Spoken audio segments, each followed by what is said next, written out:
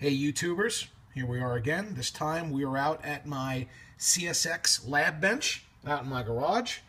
And if you notice, what I've got now is some more pink foam. And this time, no easy track. I bought a 3-foot section of Atlas Flex Track.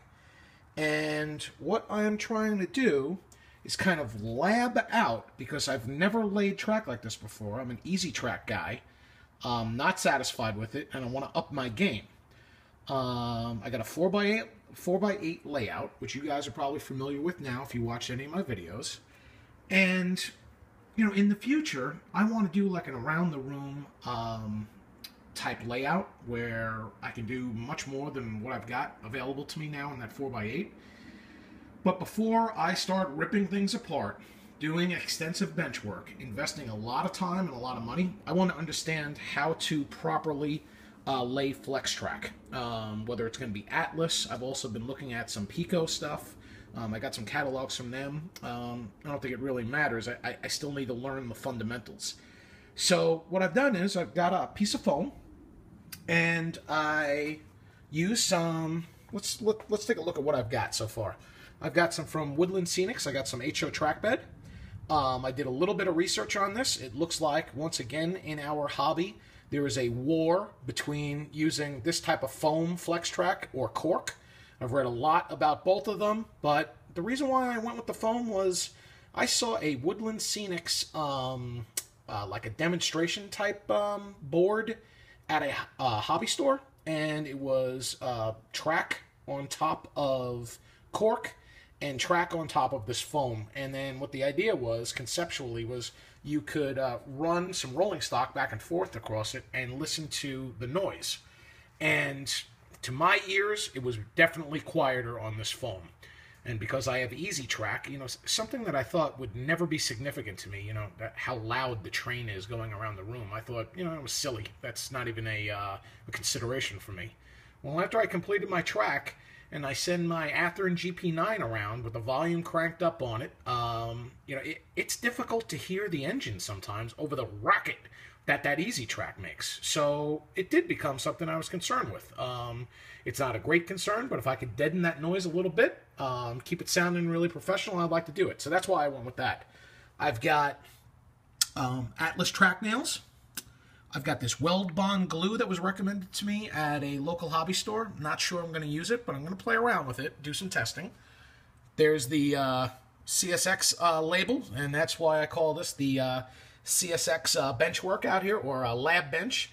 CSX is the train that runs locally through my area most often.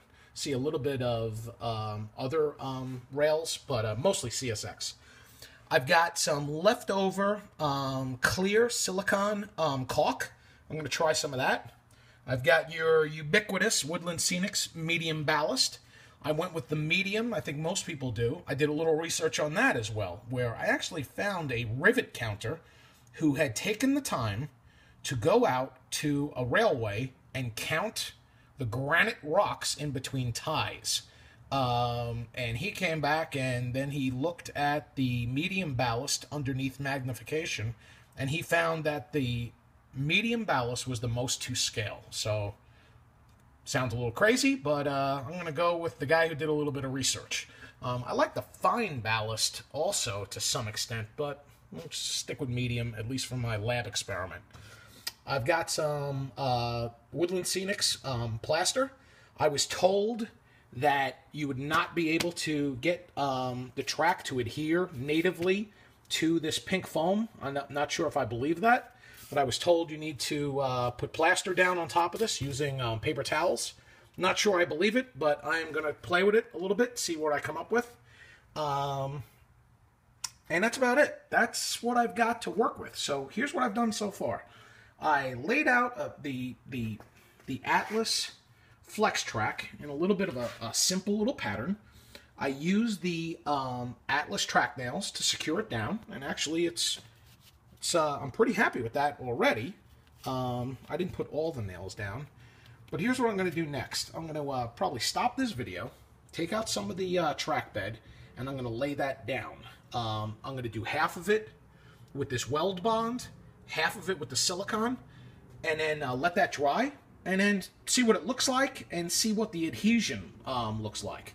If that goes well, or if it doesn't, I'll report back to you guys.